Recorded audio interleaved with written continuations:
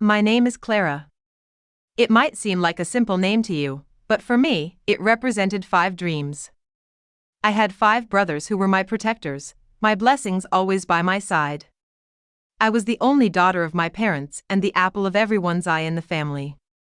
But to me, everything revolved around my brothers.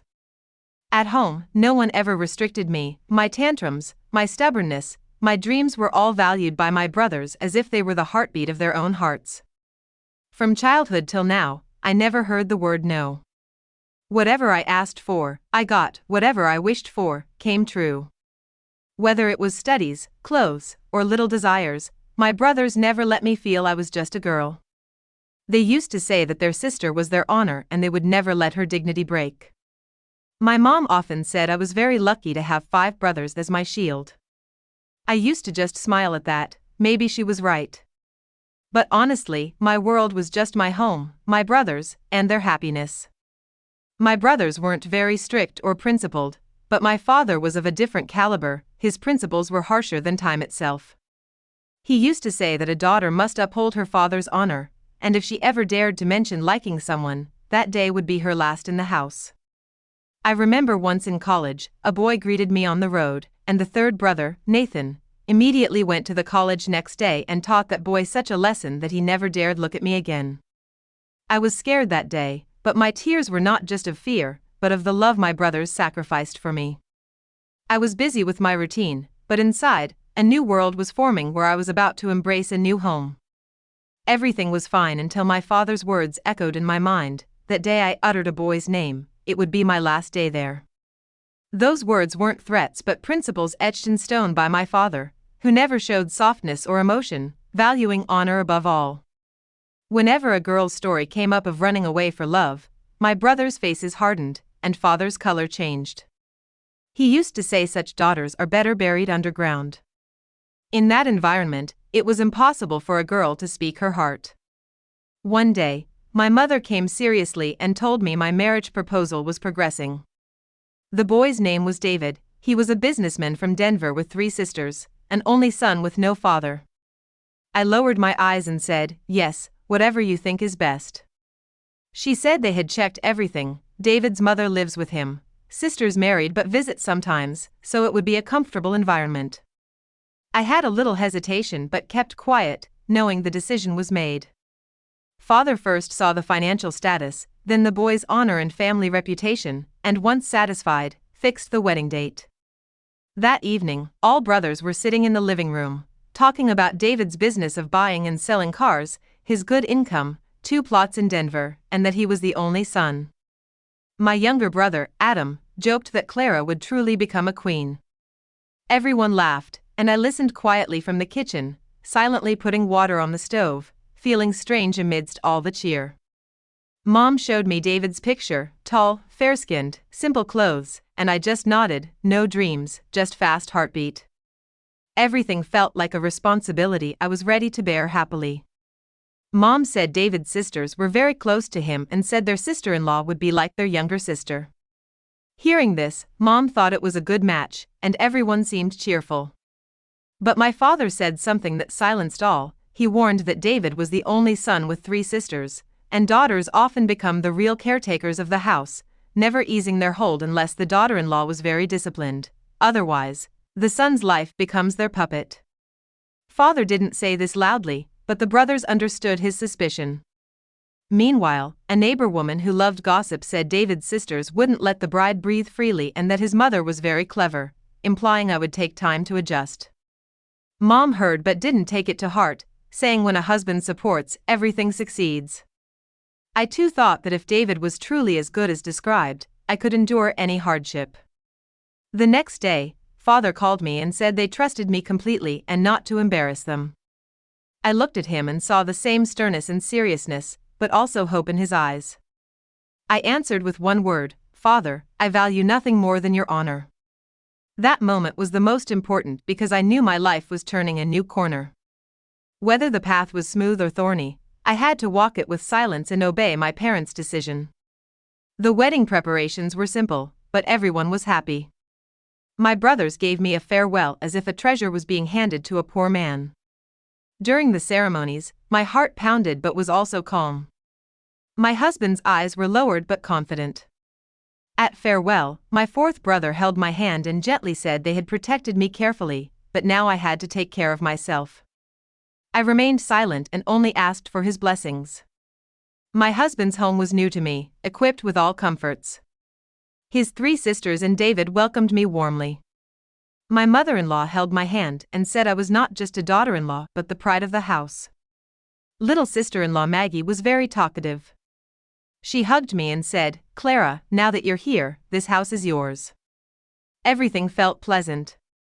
In the early days of the marriage, David really was as gentle and caring as everyone said, always asking about how I was doing. We stayed up late talking, sharing small laughs.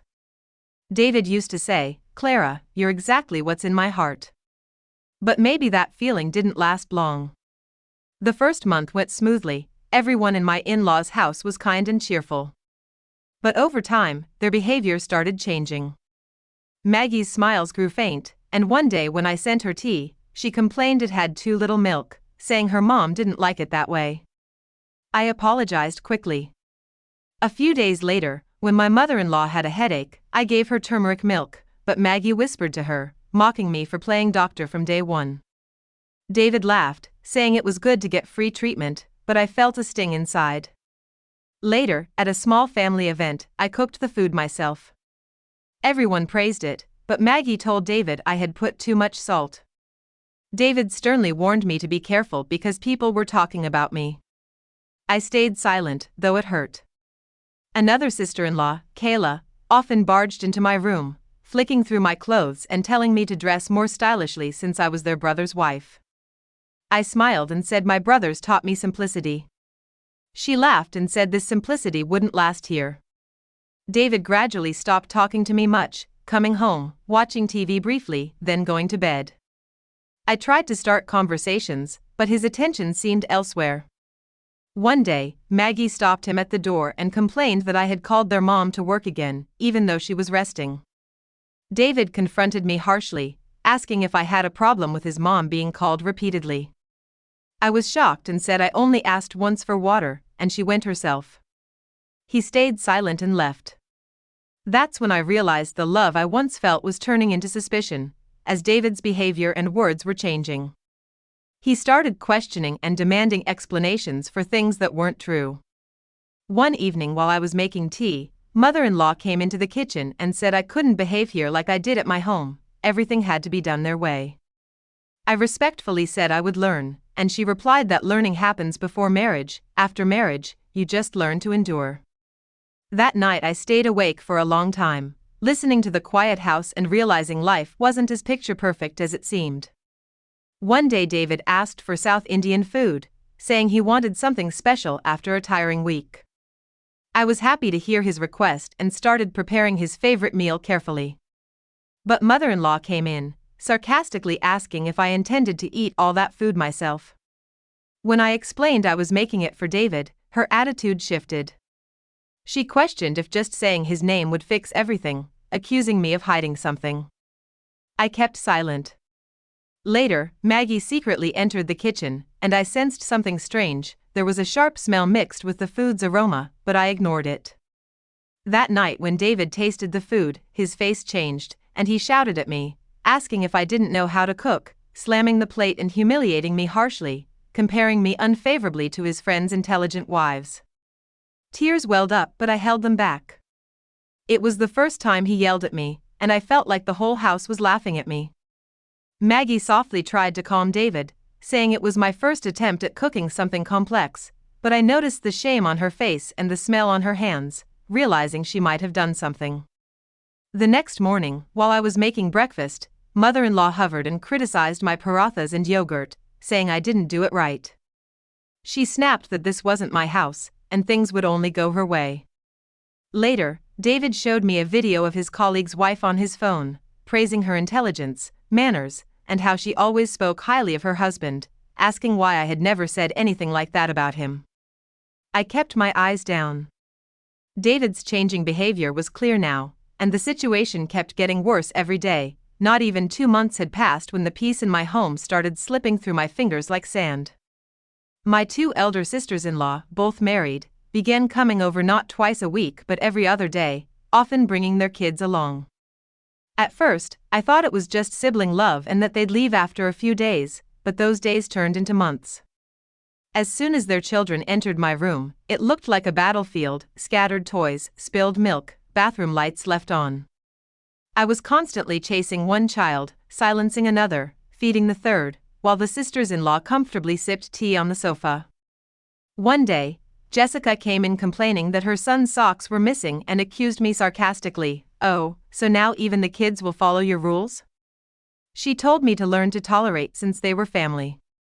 That evening, Jessica told my husband David that I was different in behavior and that it seemed like he no longer needed us. David looked at me seriously but said nothing. His silence spoke volumes. The next morning, I was busy making breakfast when my mother-in-law called. "Clara, guests have come, bring tea and biscuits." As I served, Jessica's son knocked over a cup of tea onto the carpet. My mother-in-law angrily said it was the last straw, humiliating us in front of guests, and told me to shut up when I explained it was a child's mistake. Later, Jessica demanded I wash her children's school uniforms immediately, and when I said I'd do it tomorrow since I'd already done the laundry, she snapped loudly, "Are you here to be a wife or a servant? This is your responsibility." When David came in, Jessica complained I refused to wash clothes, and he scolded me for dodging my duties. One day, the kids messed up my expensive makeup, and when I asked them to be careful, Jessica mocked that I was uncomfortable with all their visits. That night, David warned me to be honest if I had issues with his sisters, saying these small complaints were breaking me down. I had no words. I only thought I'd long been small in this house because no one was allowed to be bigger than them. My mother-in-law and sisters-in-law often laughed and chatted over tea at night. Once I overheard Jessica saying she'd tell David to ask me to wash the bedsheets, mocking how I avoid work with excuses. Prugty quietly warned that if I were humiliated again, I might start speaking badly about the in-laws, and they'd see how David would react. I wanted to tell David everything but knew he wouldn't believe me. One day the kids broke a flower pot. As I cleaned up, my mother-in-law warned me to watch the kids closely or else I'd be responsible if I got hurt. David had stopped being just a husband, he had become a judge, passing verdicts without hearing me. My hard work turned into mere criticism. My life was a journey from service to humiliation, and I kept wondering where I had gone wrong. Early one morning, everyone was awake. Prugty had told her sisters to make parathas for the kids, and my mother-in-law was at the temple praying. I stood in the kitchen, my hands moving mechanically while my mind drifted. Since the day the torment started, not a moment passed without me praying that maybe today would be different, but each day was harsher than the last. When the youngest nephew's birthday came, Jessica declared I'd do all the preparations, while they came as guests. Exhausted, I agreed and asked them to tell me what was needed. Jessica smiled, saying I needed to learn how to connect with their children. I cooked many dishes myself. David gave the first slice of cake to his nephew and then posed for photos with guests, barely glancing at me. After the guests left, Prugty pointed at the dishes and said, "You'll handle all this, right? You are the daughter-in-law." I nodded silently. That night, sitting alone, I looked at my tired hands and felt my heart grow heavy with memories, my father's words echoing in my ears, "You should leave that home as if you're carrying a coffin." Those words weren't just words, they were a wall forbidding me to speak. So, I never told my mother or brothers. Whenever I wanted to call my brother to tell him everything, I wondered if he could really bear it, and I stayed silent. One evening, David came home, and as usual, Prugty stopped him outside to complain that I hadn't served their mother lunch on time and she had stayed hungry for 2 hours. David's face hardened as he asked me about it.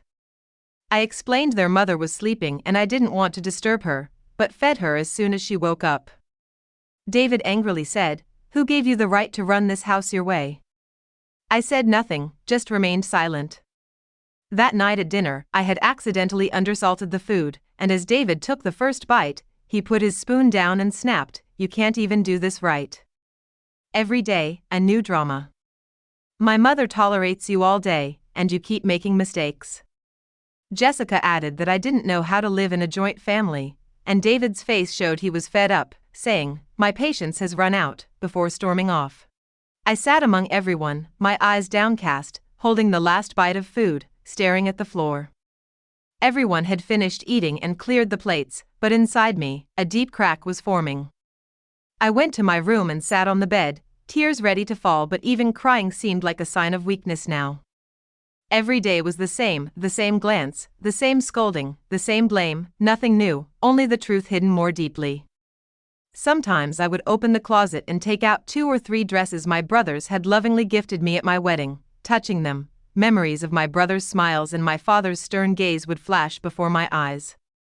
But those were just memories. Reality was ruled by orders and raised voices, and I just kept bowing my head.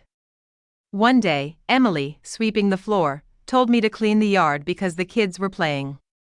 I said I was washing dishes, but she insisted the yard comes first, then dishes, it's all my responsibility. When I bent to pick up the broom, a sharp pain hit my back, tears welled up, not from pain, but because even my soul was exhausted. That day, I truly broke inside, not arguing or defending, just questioning myself, how long would I stay silent? But no answer came, because all this time, I was only doing what my father's one word had taught me, patience, and that patience had turned into a test where success meant silence. The mornings felt gloomy, maybe because of how I felt physically. Recently I'd been nauseous and weak. At first, I thought it was simple fatigue from continuous work, but when I got dizzy hearing voices at breakfast, fear crept in. I told no one, holding myself together alone, thinking I should see a doctor but not daring to go without permission. That evening, David came home from work, less angry than usual, maybe a good day for him. Summoning courage, I told him about my weird feelings, the dizziness, lack of appetite, and weakness. He glanced at his phone and said I should see a doctor, promising to make time tomorrow if needed. The next day at the hospital, the wait was tough, my fingers twisted the edge of my dress nervously, heart restless. When the doctor showed the ultrasound report and said congratulations, you're going to be a mother, it felt like balm on old wounds.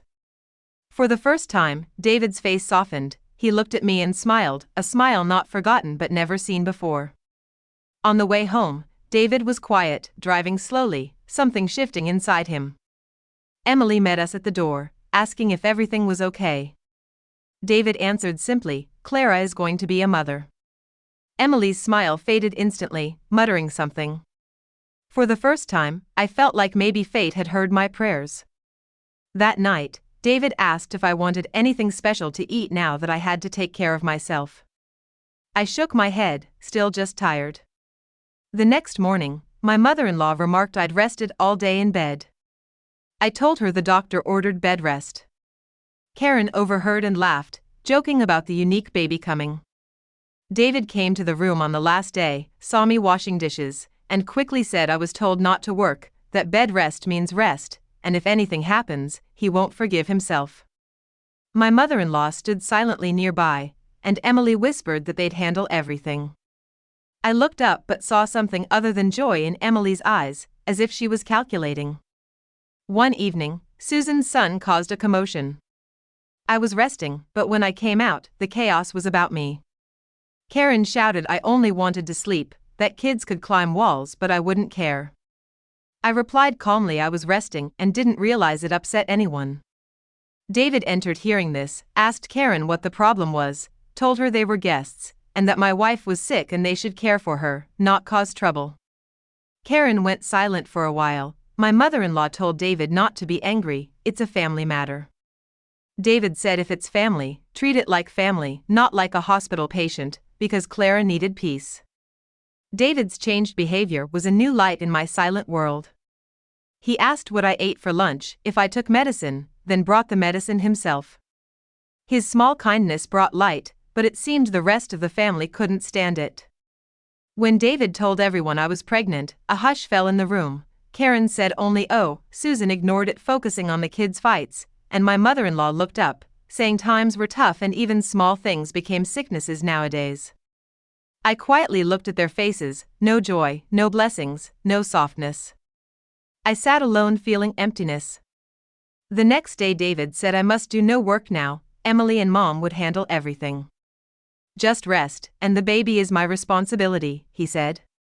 I nodded silently. But it seemed like everyone took this badly. The next morning during breakfast, Grace said, Clara just needs to rest. We've all become servants now. Then Rachel looked at her mother and said, I wish I could become a mother at a time like this, so I could get princess-like rest too. Her mother, Susan, put down her teacup and replied, girls were stronger back then. Nowadays, they fall sick at the slightest thing. I said nothing and just drank some water before heading to the kitchen. Grace followed and asked, what are you going to do? I said I'd wash the dishes because there was a mess. She said, your husband told you not to work, so why are you doing it? There was more sarcasm than concern in her tone. I softly said I'd just do a little. In the afternoon, while I was washing clothes, David came in. Seeing me working, he immediately approached and said, I told you not to work. You need to rest. I've already said this. If anything happens, I won't forgive anyone. I told him Grace had a sprained ankle and was in bed, and no one else was helping. His face hardened, and he said, we'll deal with that later. You go inside now. That night, Rachel insisted I massage her foot. I silently sat beside her, and when I placed my hand, she told me to press harder. I gently increased pressure, but she got angry and demanded more force. When I pressed a bit more, she suddenly kicked my stomach. I collapsed to the floor, eyes closed tight from the sharp pain. Rachel shouted, what did you think? That after having a baby you'd control my brother? I won't let that happen. I groaned through the pain, asking why she did it. She said she never trusted me. She kept muttering before suddenly collapsing to the ground. Everything blurred. All I heard were voices asking what happened, people running. When I came to, I was in a hospital room. The nurse said, I'm very sorry, but your baby didn't survive. No tears came from my eyes, maybe everything inside had dried up. David stood there, his eyes red and full of anger. Without a word, he left the room. I lay there with a heavy heart, thinking that an empty lap understands many things. I told everyone what Rachel did, but she yelled back, I considered Clara my sister, but she's calling me a murderer. David stood up, glaring at me with anger, saying, you know how much I trusted you. I told you to rest, not do any work. Then why did you? Why put yourself in danger? I quietly said, because no one in this house lets me rest. David shouted, your stubbornness ruined everything. I said, I didn't ruin anything, I was ruined. He angrily said, your stubbornness is your fault, and now these false accusations are unbearable. I'm done with you. He started to leave, but I caught him and said, David, please just give me 5 minutes. Listen to me, for God's sake, just 5 minutes. He clenched his teeth and said, 5 minutes, fine, but if you don't prove the truth, no, our relationship ends today. I went inside, closed the door, and prayed, hands folded, feeling no strength in my body but a storm in my heart. God, you know everything. I've always spoken the truth and accepted your will. Now I'm accused, please give me justice. I've silently endured everything, but today hear my prayer. Tears flowed, hands trembled, and my heart hoped only that God would judge my truth. When I opened the door, silence filled the house. Rachel wasn't there. David was pacing outside. Suddenly the phone rang. It was Rachel's husband, whose loud voice I heard clearly. He said, David, your sister never cared for my mother. I just came back and found my mom sick and Rachel sitting at your house. I've sent divorce papers. I'm taking the kids with me. Your sister never fulfilled her duties as a mother, wife, or daughter-in-law. David's face went pale. As the call ended, Rachel came in crying, her clothes disheveled, makeup wiped away. She said, David, my husband left me and took the kids. Where will I go now? David stood silently. Rachel knelt at my feet, crying, Clara, forgive me. I took your baby. Now everything is gone from me. God has punished me in this world. I treated you badly, please forgive me. Hearing this, David turned cold, looked at his sister, then at me, lowered his eyes, and sat silently. Those 5 minutes of truth and prayer changed everything. Silence deepened in the house. David sat quietly on the couch's corner, and Rachel cried uncontrollably on the floor, her tears showing not just pain but deep regret. Moments ago, the same voice that accused me was now crushed under the weight of its own truth. She said, "David, I was truly wrong, and I admit it. I'm ashamed." David softly said, "You know what you did, you killed my child, accused my wife, and now that everything's gone, you remember the truth." Rachel clasped her hands and said, "I never thought it would end like this. It was just stubbornness, just anger." Susan and Grace were present, feeling ashamed too. David stood, pacing the room, looking at the family photo on the wall where Rachel was smiling with the kids and I was just standing there completing the picture.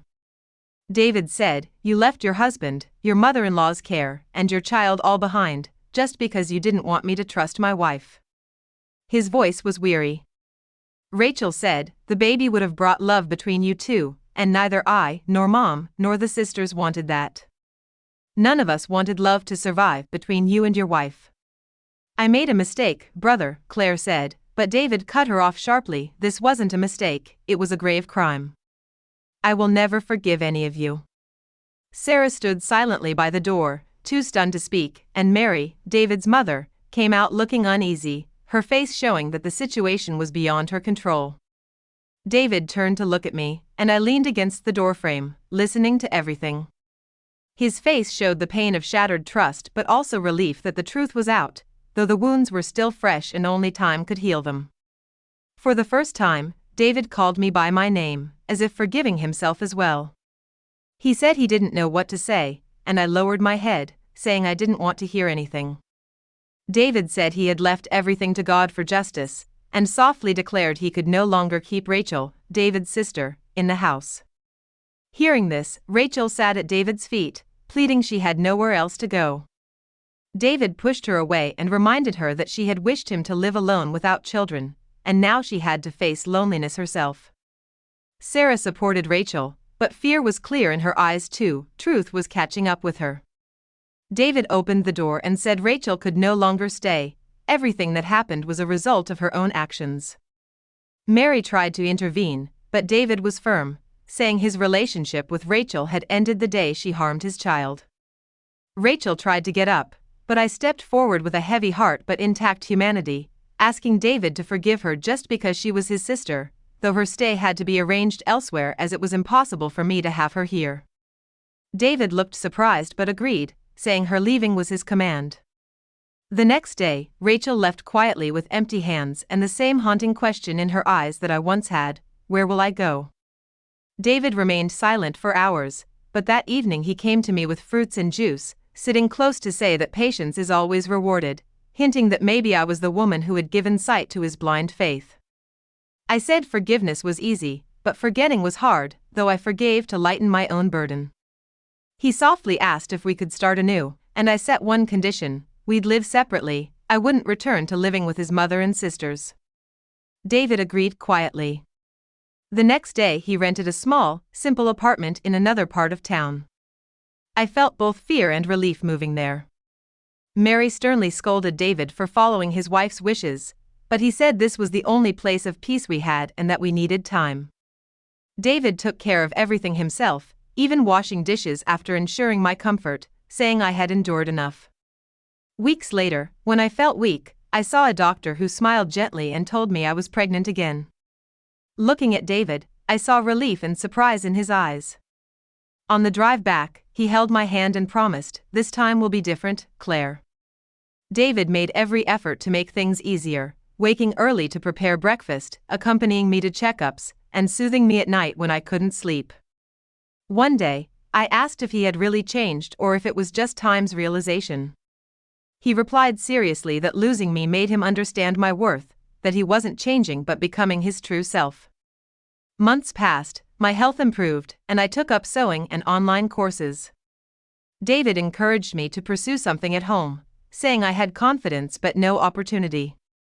Every evening we drank tea together and shopped for baby clothes, and I thought how long change sometimes takes, but when it comes, it changes everything. One day, David brought out an old diary with my first photo stuck inside and said, "Look, the day you became my wife, I hoped you'd be the light of my life."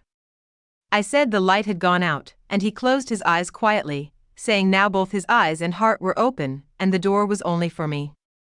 The baby's arrival was near, and David did all the shopping himself. When labor pains began at night, he took me to the hospital. Hours later, the nurse congratulated me on having a son. David was overjoyed. That day, I saw peace on his face, and when he held the baby and came to me, he said, "This is the new beginning of our life." We decided to forget the past and only look ahead. I looked at our child and then at my husband, saying this was the broken home and the shaky relationship we were rebuilding. David said we would start our lives anew, smiling at every little joy our son brought and taking great care of him. He even took me to visit my parents.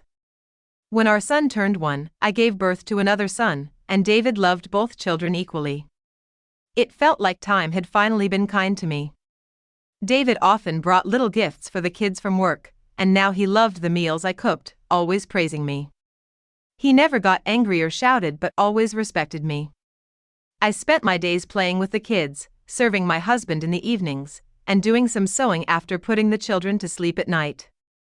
One day, there was a knock at the door. David opened it to find his mother, whose face had grown weak and eyes weary. She came bearing a gift and asked about the children, wanting to see them for just 2 minutes.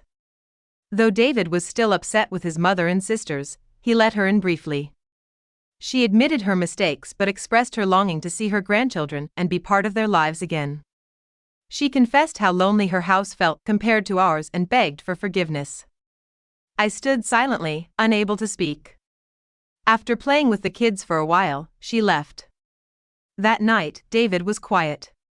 When I asked about sending her away, he said he had mixed feelings but remembered the moment when I had fallen and no one had helped. I said sometimes a scared heart is enough to begin again. David looked at me and said I had a kind heart and maybe that's why God gave me a second chance, though he didn't want to repeat past mistakes. A few days later, Sarah called but David didn't answer. I asked him to pick up, thinking she might want to ease her heart, but he said it didn't matter anymore. One afternoon, while the kids slept, I prayed silently for the hearts of those who hurt me to change. Time had taken care of what I lost, and what remained was peace, because there is no room for revenge in peace. Later, David's mother came again, bringing Sarah with her. Sarah fell at my feet, begging for forgiveness and admitting she had been treated the same way in her own marriage, paying for her mistakes now. When David came home that evening, I told him everything. He was silent but said he couldn't trust yet, maybe someday he would become like me. My truth had won, and my children were beside me. I realized patience is never wasted, time always brings justice. A woman who silently endures can move heaven with her prayers. Friends, I hope you liked our story. If you did, please like the video. If you're new here, subscribe to the channel and don't forget to hit the notification bell to get the latest updates first.